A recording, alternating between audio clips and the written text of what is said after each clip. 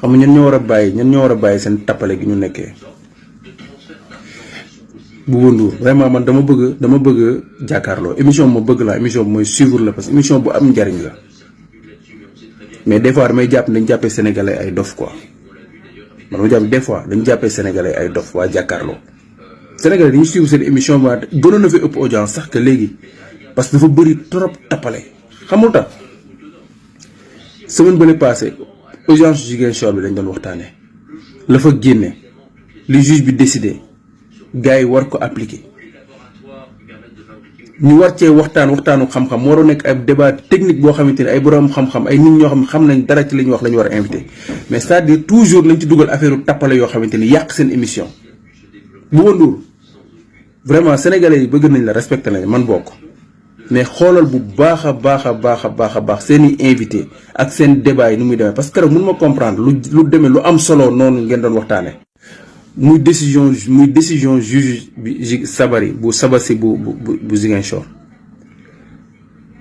ngeen invité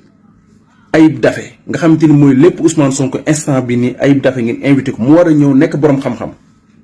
ngeen invité Moussa Diakhaté bi nekk ak Pape Diop. Moussa Diakhaté lan la leen mën a apporter ci décision justice boobu noonu lu dul waxu politique waxu polémique ngeen yor. yéen a ngi am Daouda Mine nekk seen télé nekk boroom xam-xam xam li justice wax xam li règle loi yi sénégalais yi di ko déglu di ko bàyyi xel ngeen am ko ngeen dem di jëli Moussa Diakhaté bu Pape Diop pour lan pour ban polémique débat boobu dañu war a leeral bopp Sénégal dañuy toog pour am lu leen leer moo tax ñu leen di déglu mais boo invité Ayib Daffé mu xam nekk juriste xam li muy wax ngeen te Moussa Diakhaté boo xam te ne ab politicien la bu gëmul dara transhumant yi mujjee dugg ci Macky Sall la yàgg xas Macky Sall tey di ko defaan ngeen invité ko pour lan ban njëriñ li Sénégal yi jële bi ngeen invité Ayib Daffé mais indi leen Daouda Mine ci télé bi la nekk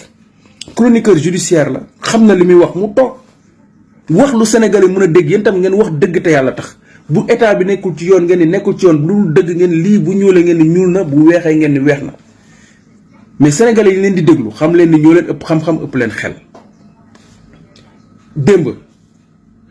Sénégalais yi toog gis li am ci réew mi procureur di menacé ñu génnee bulletin de santé Ousmane Sonko maanaam dëkk bi loolu mooy coow li loolu mooy débat bi. vendredi passé état Sénégal bi ñu jëlee décision bloqué université yàgg na mosu leen cee wax mais démb ngeen jéem a changé débat jàpp ngeen bu ngeen duggee ci njàng mën ngeen ci wax mais li xew affaire Ousmane Sonko bi bulletin de santé bi gars yi génne nangam coow li muy bëri yëpp. ci fin bi ngeen ci def off quoi ku nekk wax sa xalaat ngeen jàpp ne affaire bi benn mbir la nii continué leen ko noonu fexe leen ba vendredi bi di ñëw bu leen ci wax maam ni ngeen ko jàppee démb off ko débat wu leen ci te télé yépp ci lañ débat dëkk bi loolu moo fi coow instant leneen lu fi nit wax lu dul loolu kenn du leen xool leen seen audience su démb fexe leen ba loolu da ngeen ko continué vendredi bi bu leen ci wax su ngeen mënee sax bu leen wax ci Ousmane Sonko ngeen téye ngeen xool ba xam kan moo ko yëg bu ngeen ko mënee continué leen noonu te ngeen xool li ngeen di invité bàyyi seen tappale yi ngeen nekkee Sénégal yi leen di seetaan ñoo leen ëpp xel téeméeri junni yoon